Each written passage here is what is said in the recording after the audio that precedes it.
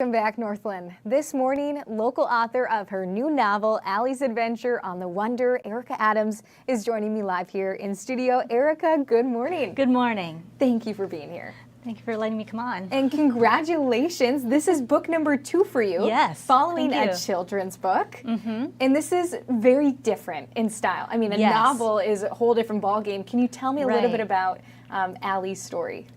Okay, well, it initially started when I was at UMD. I took a class in, it was called Childhood and Literacy or Childhood and Literature and Culture, sorry, in which we studied the depictions of children in various stories for both younger and older audiences. One of the stories we studied was Alice in Wonderland by Lewis Carroll, classic children's story. So good, yes. And then one of the options for our final project was to write a short story based on a studied text of our choice, along with a short essay to go with it. Besides Alice in Wonderland being my favorite children's story, the more I thought about it, the more I realized that the character Alice kind of showed symptoms of a condition I'd been diagnosed with before I was 2 years old, auditory processing disorder.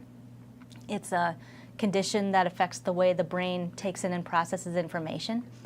And when it comes to Alice in Wonderland, it's very easy to say, like, she's the normal one, in a wacky world full of talking animals and mystical creatures and everything.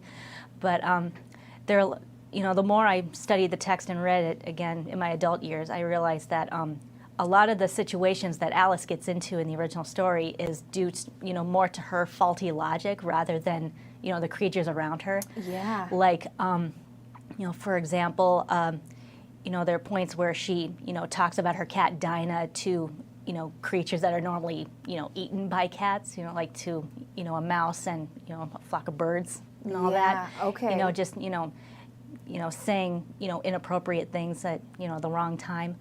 Or like toward the beginning of the story when she drinks the potion and shrinks, and then she's trying to figure out how to get through the door. She realizes she's forgotten the key on the table and she can't reach it.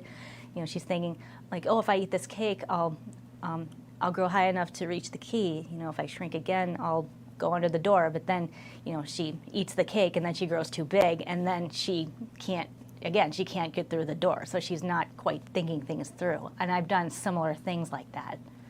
Thank you for sharing that. And what a tremendous way to dive into that, to make that connection and bring it to life. Can you talk about how this process of writing this novel and understanding and relating to Allie and the character Alice in Wonderland, and making sure that you're also educating at the same time while also providing that whimsical, fun nature into this book, how it maybe has helped you better understand childhood you and even you today? Yeah. Well, I think it helped me kind of come to terms with parts of my past, in developing the plot. The main plot is fictional, but it has, like, a lot of the smaller events in it are, based on, things that happened to me.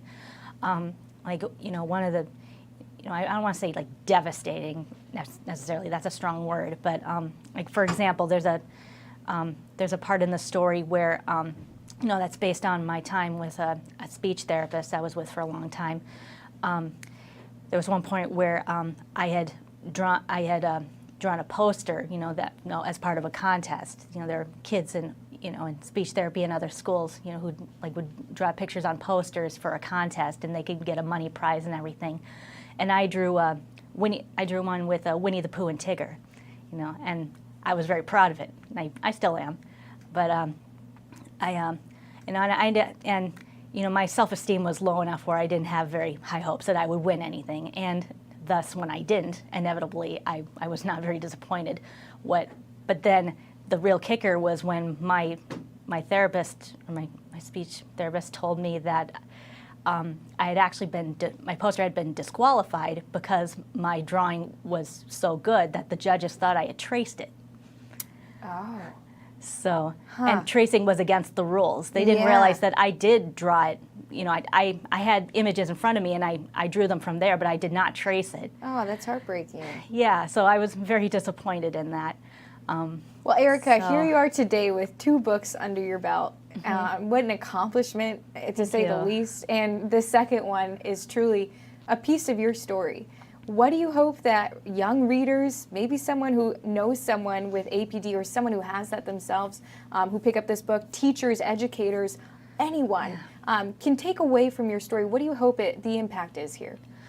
I think the biggest thing is that I think, you know, for a lot of people today, I think like the fact that, you know, APD, you know, doesn't have any like, you know, physical symptoms, or there's like, you know, you could look at me and, you know, it's like, oh, there's nothing wrong with that person. You know, it's not like, say, like Down syndrome or cerebral palsy or something where it's like, you know, you can actually see the effects of it and know that, you know, people like that, you know, would need a little extra help. I think the thing is, sometimes people confuse, like, I don't need as much help as others with I don't need help at all. Does that make sense? I think one thing that I infer is you don't necessarily need all that help, but you need understanding and people to be patient and to Yes. support you. And because, you know, the word help can feel heavy, but Right. that's what I take away from what I've done in my own research. But you tell me if I'm wrong. No, it's okay. Yeah, I think it's like, you know, us being human beings, you know, we say, you know, dumb stuff all the time. We make mistakes. You know, that's just a given. But, you know, when I have, you know, said it as, you know, much as I do, you know, it's like that can be especially, you know, hard. You know, it's like, you know,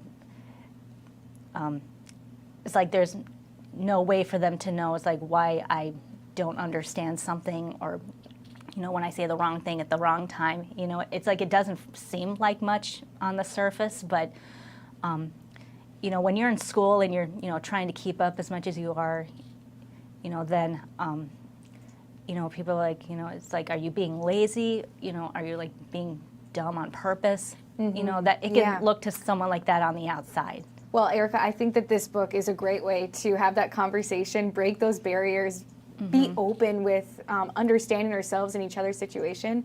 Thank you for joining me and sharing that. If people do want to purchase the book, where can they get it? You can find it for now on Amazon.com and Itasca.com. I was told the book's just arrived in the warehouse very recently. So exciting. So yeah, as soon as they've, you know, come in and they're, you know, cataloged and everything, people will be able to get them immediately. But for now, you can pre-order them, and they'll come as soon as people at the warehouse are able to get them out. Perfect. Well, congratulations again, and thank you for being here. Thank you very much. We'll be right back.